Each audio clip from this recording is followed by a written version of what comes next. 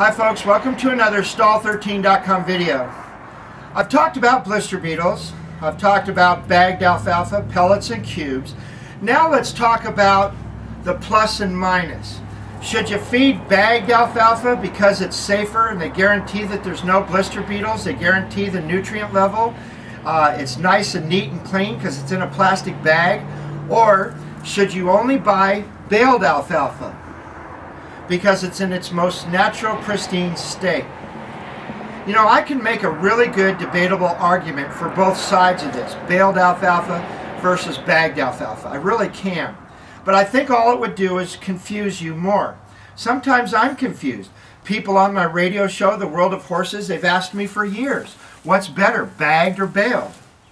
And I say, it's up to you, because it really is. I'm not trying to cop out. I'm not trying to skirt it. We don't do that at Stall 13.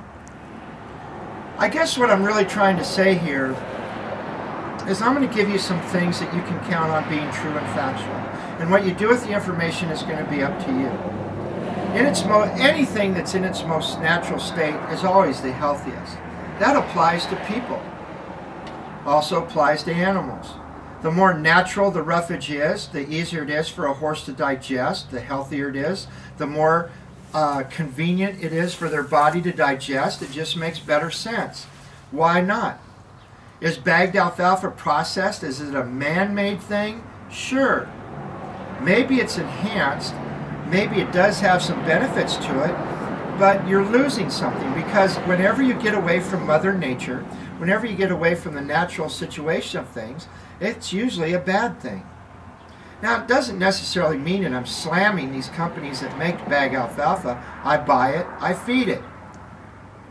But I do it for reasons that are my own, and those are reasons that you have to figure out. Maybe it has to do with neatness, convenience, keeping it in the trailer, hauling it somewhere.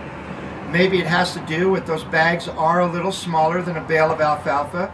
They're easier to carry. A plastic bag is usually 45 to 50 pounds. The bales that I'm sitting on right now, they're tipping the scales at about 70, 75 pounds. Might be easier for you. And there is the quote-unquote blister beetle factor. If you haven't watched the blister beetle video, please do. As far as it goes, which one you should feed, I don't know. I'm sorry. I can tell you that they're both good. That if you're going to switch to alfalfa and your horse hasn't been on it before, or it's been a long time, whatever it is, whether it's pellets or grain, whether it's going from a pasture that looks like a putting green to a pasture that has grass as high, or going from some type of native grass hay to something as lush and smells oh so good as alfalfa, it should always be done over a 10 to a 12-day period. What do I mean by that? Whenever you change whatever your horse eats, you always want to do it slowly. You want to start off with a very small amount of this and a large amount of the other hay, and you slowly get 50-50, and then you get to 100%. That should take about 10 to 12 days. If you start to feed alfalfa and your horse's poop is like the consistency of pumpkin pie, that's kind of gross, pumpkin pie, it is the holidays, or cow pies, that's it. If your horse's manure looks like cow pies, that means it's too rich. You want to back off on feeding it. Really, the right and wrong of alfalfa is your horse used to it? Do they need it? Are you feeding it just because everybody else is in your barn? Are you feeding it just because this video seems like something you want to participate in? If that's the case, don't. Those are wrong reasons to ever do anything with your horse. The positive side of baled alfalfa is it's nice, it's great roughage. It helps balance out a horse's diet because it's got so many vitamins and minerals.